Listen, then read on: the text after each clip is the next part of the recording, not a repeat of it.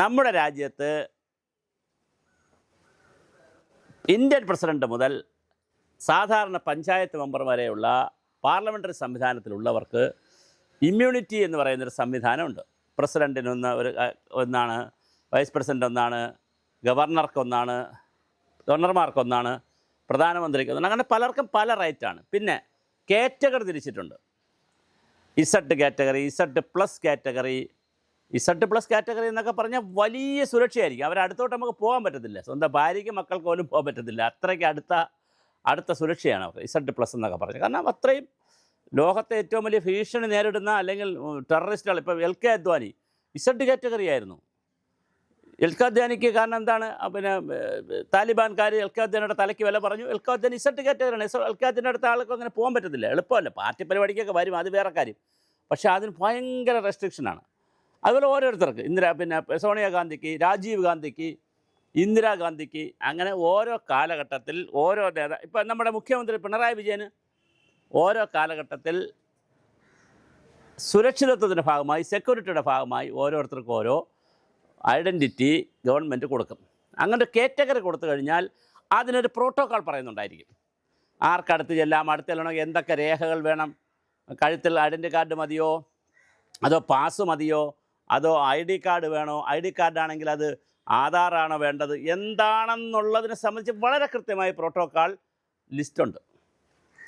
ഈ protocol list പഠിക്കുക എന്ന് പറയുന്നത് നമുക്ക് ചിലപ്പോൾ പഠിക്കേണ്ട കാര്യമാണ്. നമ്മളൊക്കെ സാധാരണ മനുഷ്യരല്ലേ, നമ്മൾ പഠിക്കേണ്ട. പക്ഷേ മന്ത്രിമാർ, എം എൽ എമാരൊക്കെ അത് പഠിക്കണ്ടേ?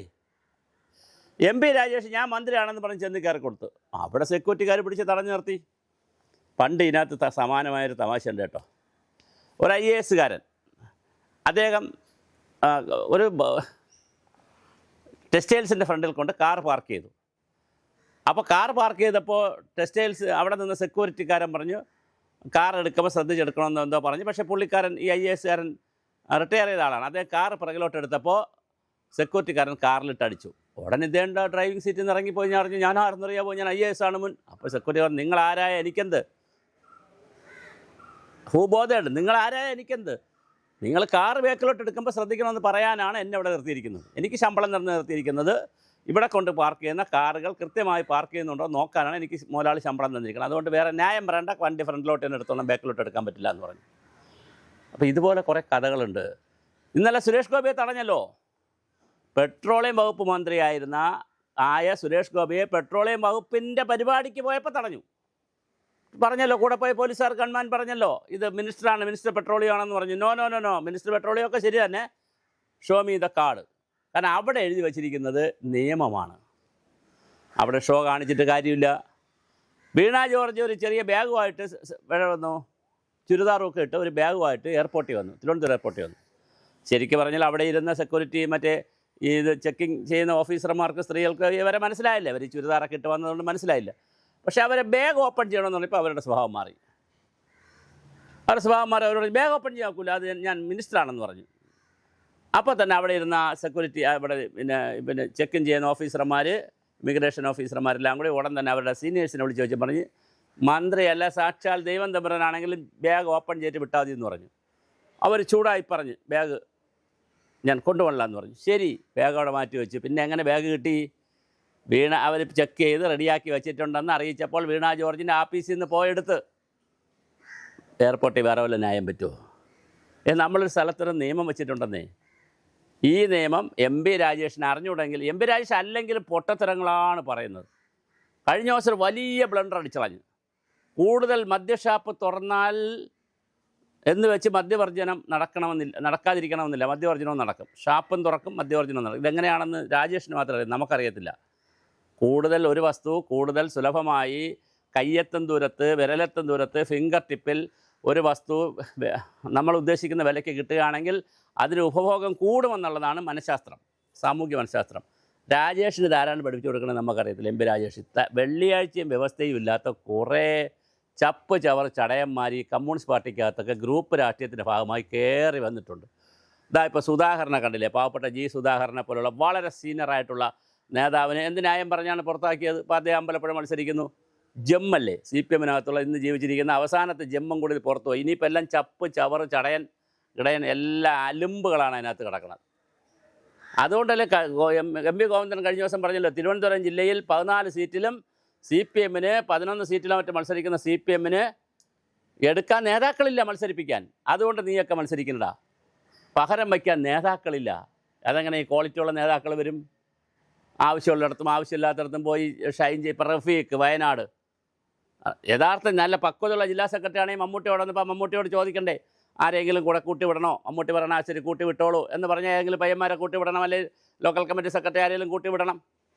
അല്ല ഇയാൾ പോകുന്നു, ഇയാൾ ആളുകളെ മാറ്റുന്നു, അങ്ങനെ ഭയങ്കര ലീഡർഷിപ്പ് എടുക്കുന്നു, വേണ്ട ബഹളം കാണിച്ചപ്പോൾ മമ്മൂട്ടി ചോദിച്ചു, എന്താണ് ഈ കാണിക്കുന്നത്? നീ എൻ്റെ അവിടെ വന്ന ആളുകൾ എന്ത് ധരിക്കും? പോടെ മാറി എന്ന് പറയേണ്ടി വന്നു. ആ റഫീഖിൻ്റെ വിവരമില്ലായ്മ, പക്വതയില്ലായ്മയില്ലേ നമ്മളവിടെ കണ്ടത്? ഒരു ജില്ലാ സെക്രട്ടറി അങ്ങനെയാണ് പ്രവർത്തിക്കുന്നത്. അപ്പോൾ ജാതി നോക്കി, ഗ്രൂപ്പ് നോക്കി, പിന്നെ ഫ്രാക്ഷൻ നോക്കി, പണം നോക്കി ആളുകളെയൊക്കെ കമ്മ്യൂണിസ്റ്റ് പാർട്ടി വയ്ക്കുമ്പോഴാണ് ഇതെല്ലാം സംഭവിക്കുന്നത്. ഇങ്ങനെ ഒരു വെള്ളിയാഴ്ച വ്യവസ്ഥയില്ലാത്തൊരു മനുഷ്യനാണ് MP രാജേഷ്. സുരേഷ് ഗോപിയോട് ചോദിച്ചാൽ സുരേഷ് ഗോപി കൃത്യമായിട്ട് കാർഡ് വെച്ച് കൊടുത്തല്ലോ. എന്നിട്ട് സുരേഷ് ഗോപി ഒരു ബൈറ്റിൽ പറയുന്നു, അദ്ദേഹം Aadhaar card, passport, driving licence എല്ലാം കൊണ്ടു നടക്കുന്നു ഒറിജിനൽ. കാരണം ഏതാണ് എപ്പോഴാണ് ചോദിച്ചാൽ ഒന്നിൽ സംശയം തോന്നി, ഫോട്ടോ നോക്കിയപ്പോൾ ആധാറിൽ ഫോട്ടോ നോക്കുമ്പോൾ നിങ്ങളല്ലേ എന്നൊരു സംശയം തോന്നിക്കഴിഞ്ഞാൽ, അല്ലെ പേരിലുമായിട്ട് ചെറിയ സംശയം തോന്നിയാൽ അടുത്ത ഡോക്യുമെൻ്റ് കൊടുക്കാൻ ഡോക്യുമെൻ്റ് കൊണ്ടാണ് പോകണം. അങ്ങനെ പറ്റൂ. നമ്മൾ എൻട്രൻസിൽ പാസ് വെച്ചിട്ടുണ്ടെങ്കിൽ പാസ്സും കൊണ്ടല്ലേ പോകാൻ പറ്റുള്ളൂ. അപ്പോൾ ഇതൊക്കെ മന്ത്രിക്ക് അറിയണ്ടേ? ഇതൊന്നും അറിയാത്ത, പ്രോട്ടോക്കോൾ അറിയാതെ നടക്കുന്ന മന്ത്രി അത്യാവശ്യം ഒരു നമുക്കിപ്പോൾ ഡിജിറ്റൽ രൂപത്തിലായതുകൊണ്ട് പല രൂപത്തിൽ ആധാർ കാർഡ് നമുക്ക് സേവ് ചെയ്ത് വെച്ചുകൂടെ? ഒറിജിനൽ പോലെ ഇരിക്കുന്ന രീതിയിൽ നമുക്ക് ഡിജിറ്റൽ സേവ് ചെയ്ത് വെച്ചുകൂടെ? എന്തുകൊണ്ടത് ചെയ്യുന്നില്ല? അപ്പോൾ ഇതൊക്കെ ചെയ്യാതെ പ്രോട്ടോക്കോൾ ഓഫീസർ പ്രോട്ടോക്കോൾ നോക്കുമ്പോൾ Z+ കാറ്റഗറിയുള്ള പ്രധാനമന്ത്രിയുടെ അടുത്ത് പോകണമെന്ന് പറയുമ്പോൾ, അല്ലെങ്കിൽ അങ്ങോട്ടേക്ക് സഞ്ചരിക്കാൻ പോകുമ്പോൾ ഹു ആർ യു, നിങ്ങൾ കാണിക്കൂ നിങ്ങളുടെ ഐഡൻറ്റിറ്റി എന്ന് പറയുമ്പോൾ അവർക്കത് രേഖപ്പെടുത്തണം.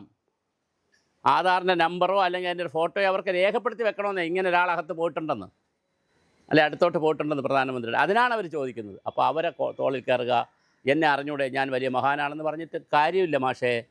നിങ്ങൾ മഹാനാണെന്ന് പറഞ്ഞതുകൊണ്ട്, മനസ്സുകൊണ്ട് നിങ്ങൾ വളരെ ചെറുതായിപ്പോയി. ഒരു പ്രോട്ടോക്കോളിനെ നിങ്ങൾക്ക് ലംഘിക്കാൻ അവകാശമില്ല. നിങ്ങൾ വേറെ ഒരു ന്യായവും പറയേണ്ട. വളരെ കൃത്യമായി പ്രോട്ടോക്കോൾ ഓഫീസറുടെ അടുത്തും സെക്യൂരിറ്റി ഓഫീസറുടെ അടുത്തും അതുപോലെ തന്നെ ഇതുപോലെ ചോദിക്കുന്ന ഓഫീസർമാരുണ്ടെങ്കിൽ അവരടുത്ത് മര്യാദയ്ക്ക് അവർ ചോദിക്കുന്ന ഡോക്യുമെൻ്റ് കൊടുത്തേ കഴിയൂ. വേറെ ന്യായമില്ല. അല്ലെങ്കിൽ വീട്ടിൽ പോയിട്ടോ ഓഫീസിൽ പോയിട്ട് എടുത്തുകൊണ്ട് വരാമെന്ന് പറയും. ഇതിൻ്റെ പ്രാഥമിക നോളജാണ്. പ്രൈമറി നോളജ് ഇല്ലാത്ത താങ്കളെപ്പോലുള്ള ആളുകൾ മന്ത്രിയായത് ഈ നാടിൻ്റെ ഒരു ഗതികേടാണെന്നേ.